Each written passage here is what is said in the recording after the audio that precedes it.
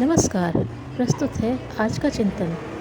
अगर मुझे अमुक सुविधाएं मिलती तो मैं ऐसा करता। इस प्रकार की बातें करने वाले एक झूठी आत्म प्रवंचना किया करते हैं। अपनी अकर्मण्यता अयोग्यता को भाग्य के ऊपर, ईश्वर के ऊपर थोप कर खुद निर्दोष बनना चाहते हैं।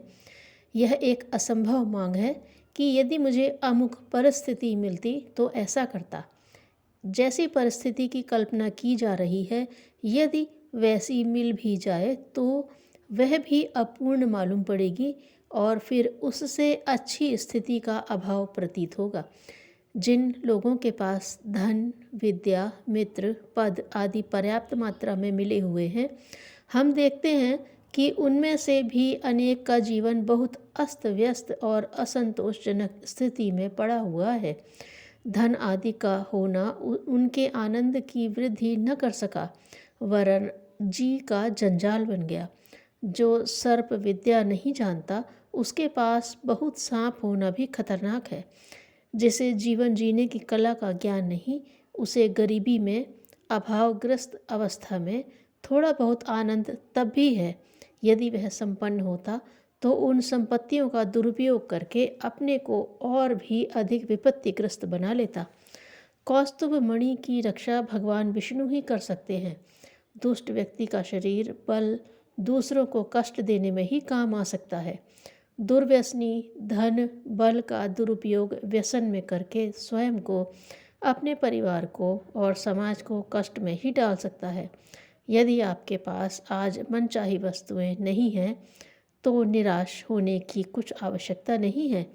टूटी फूटी चीज़ें हैं, उन्हीं की सहायता से अपनी कला को प्रदर्शित करना आरंभ कर दीजिए। जब चारों ओर घना अंधकार छाया हुआ होता है तो वह दीपक जिसमें छदाम का दिया, धेले का तेल और दमड़ी की बत्ती होती है, चमकता है और अपने प्रकाश से लोगों के रुके हुए कामों को चालू कर देता है। जबकि लाखों के मूल्य वाली वस्तुएं चुपचाप पड़ी होती हैं, यह कुछ पैसे की पूंजी वाला दीपक प्रकाशमान होता है, अपनी महत्ता प्रकट करता है, लोगों का प्यार बनता है, प्रशंसित होता है और अपने अस्तित्व को धन्य बनाता है। क्या दीपक ने कभी ऐसा रोना रोया कि मेरे पास इतने क्विंटल तेल होता, इतनी रुई होती, इतना बड़ा मेरा आकार होता तो ऐसा बड़ा प्रकाश करता? दीपक को कर्महीन भाग्य पर निर्भरों की भांति व्यर्थ में शेख चिल्लियों के से मंसूबे बांधने की फुर्सत नहीं है।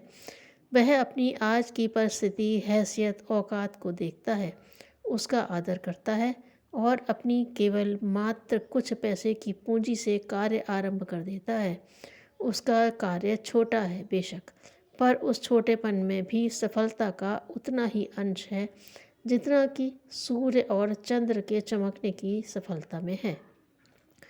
अनुभवियों का कथन है, उद्योगिनम पुरुष सिंह मुपैति लक्ष्मीर्दैवम ही दैवमिति का पुरुषा वदन्ति। लक्ष्मी उद्योगी पुरुषों को ही प्राप्त होती है और कायर लोग देव देव पुकारा करते हैं।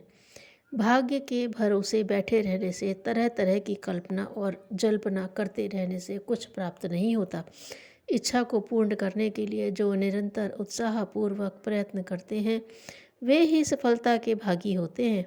आज जैसी भी परिस्थिति है, जो भी साधन उपलब्ध हैं, उन्हीं के अनुसार जो अच्छे से अच्छा संभव हो उसे तुरंत प्रारंभ कर देना चाहिए। अनुकूल परिस्थितियों का इंतजार करने वाले जीवन भर इंतजार ही करते रहते हैं। आलस्य और प्रमाद हमारे सबसे समीपवर्ती और सबसे घातक शत्रु हैं। पुरुषार्थी के लिए परिस्थितियां भी अनुकूल बन जाती हैं। प्रयत्न पुरुषार्थ करना मनुष्य का धर्म है। असफल होने पर असफलता के कारणों को खोजकर दूर करना चाहिए, पुनः दुगने मनोबल के साथ प्रयास करना चाहिए। धन्यवाद।